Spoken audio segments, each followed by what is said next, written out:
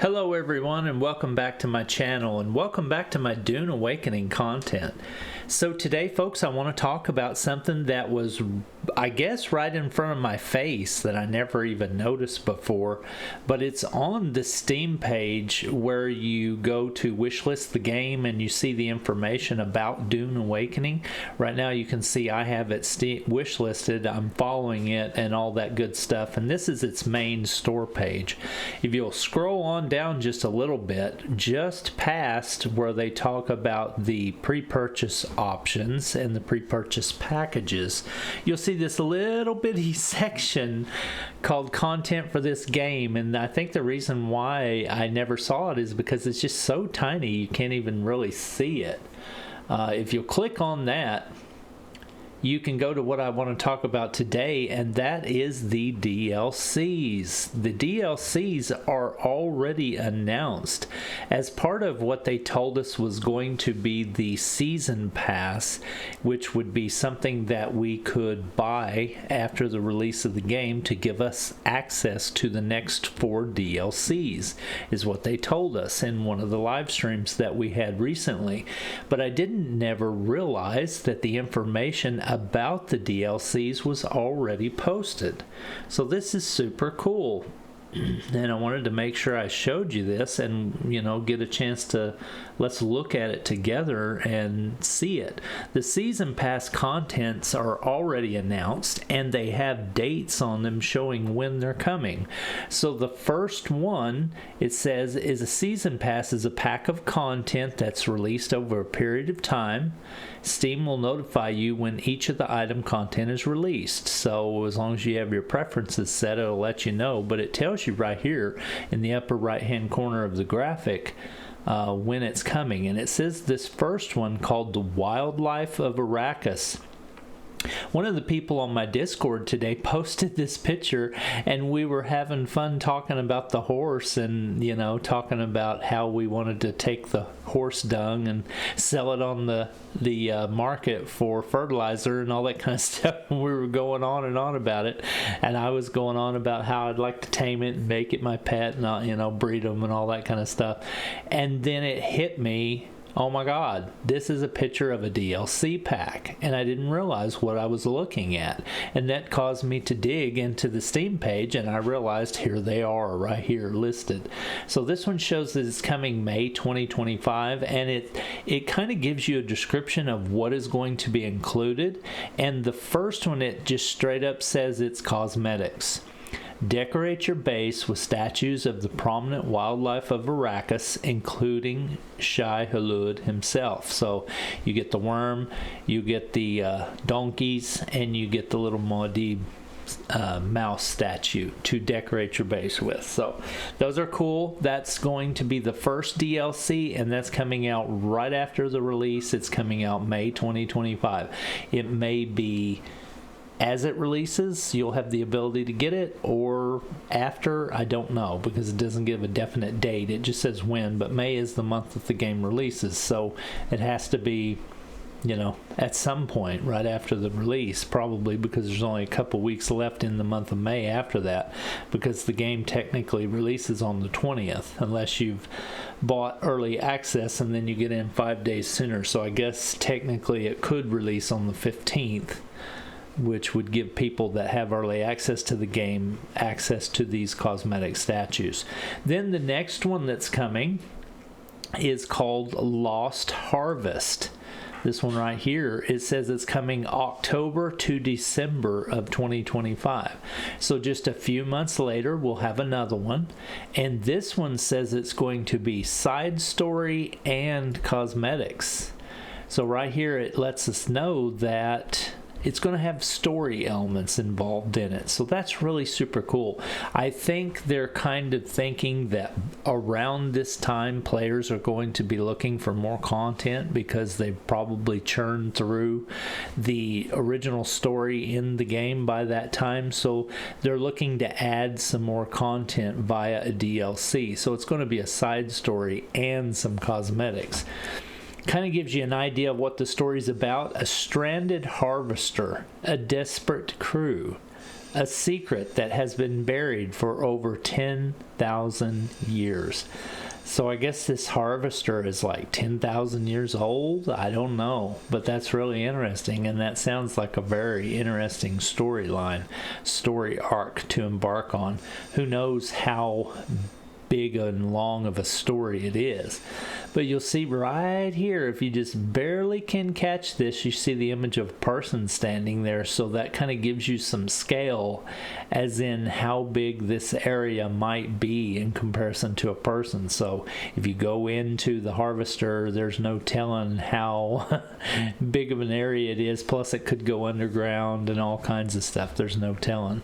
But a desperate crew and a secret that has been buried for over 10,000 years. So that's really interesting. The lost harvest. So there's no telling what they harvested and is still waiting for you there. You know, maybe, who knows? I don't know. I don't even know if I want to try to make a guess on that, but it sounds really interesting and cool.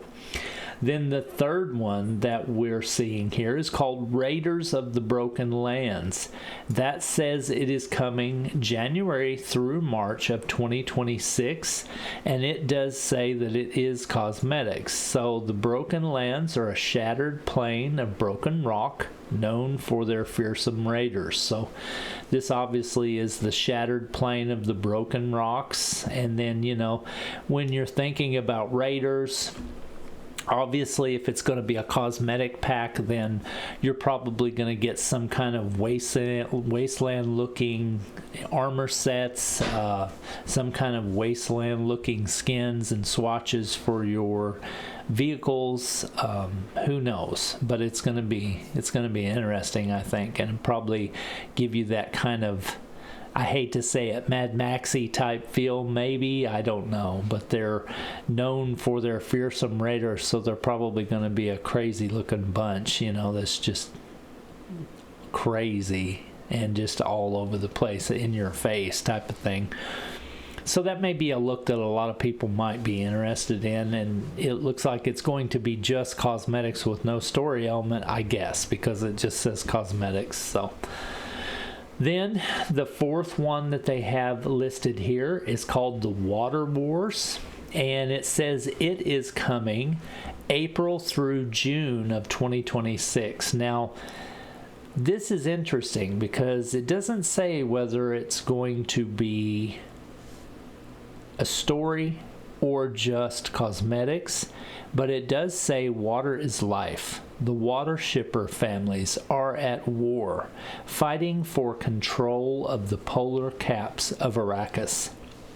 So, this right here hints that possibly we will see the possibility of having an unlocking of a different terrain area. It doesn't say this, but the polar caps of Arrakis doesn't really sound like something that we're able to visit now, because on release, Arrakis is going to be all about the desert.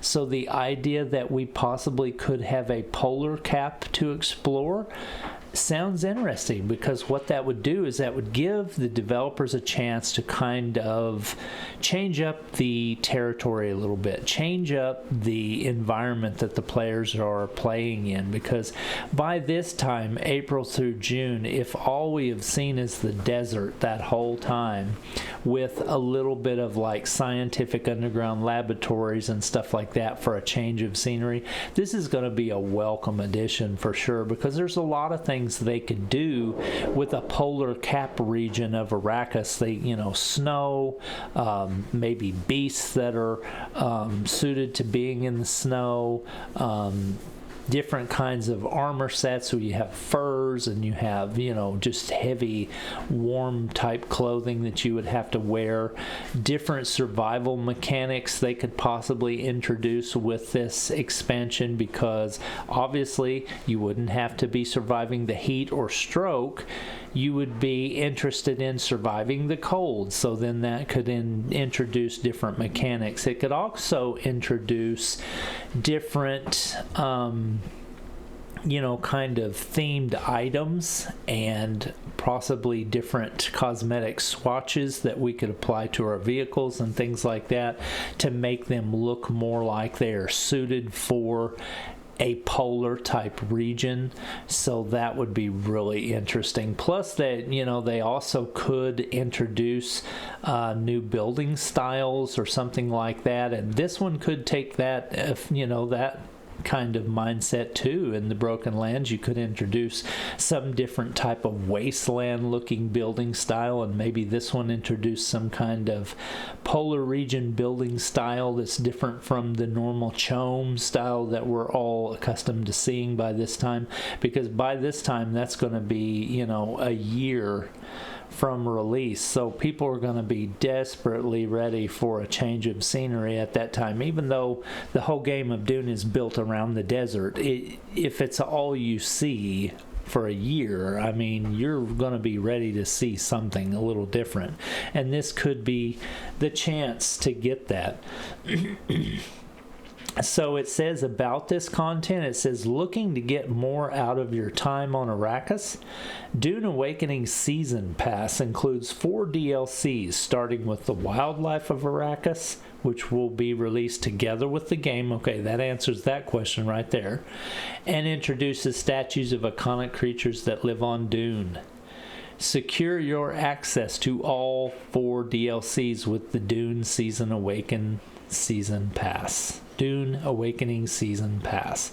So that's something to keep on the lookout for. That will be announced soon, I would think, because you probably will have to get it shortly after release, I guess. I don't know, but that's going to be interesting to see. Let's see this right here and see if it has any content tied to it. No, it doesn't. I thought it might have been a video there for a second, and there's nothing else. It's just that. So, but that's interesting because that pretty much lets you know what you can do with this DLC package type thing. And I was clicking on the buttons trying to find this. This is what I was looking for. The Awakening Edition comparer, to where it shows the items that you get when you buy the certain editions. And the Season Pass will be included if you get the Deluxe Edition or the Ultimate Edition. So you will have access to all 4 of those DLCs by buying one of these 2 editions. If you just buy the Standard Edition, then you will more than likely have to purchase separately the Season Pass.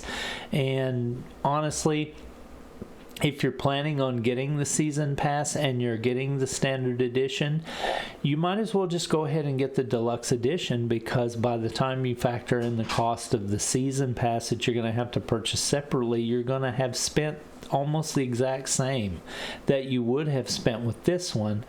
And if you do that, you can also get the ability to play Head Start from May 15th. So honestly, I think this right here is probably going to be the most popular package for most people, because a lot of people may not be able to justify just the cosmetics for the pricier edition. But with this one, they get all the DLC plus they get the early access head start. So I have a feeling that the Deluxe Edition is going to be the most purchased edition, and it's going to be the $69.99 edition versus the $89.99 for the Ultimate. So that's the video for today, folks. I just wanted to talk about the Season Pass content that was available that I didn't even realize was here. I don't know how long this has been here, but thank you to one of my Discord members that showed me this today. I really appreciate you opening my eyes, because I didn't even have a clue it was there. But now we do, and now we've talked about it, and it gives us something else to think about in regards to our wishes and our dreams about Dune Awakening and the fun we're going to have in that realm. So thank you for watching my content today. I really appreciate you being here. I'll see you in a video soon about Dune Awakening. Peace.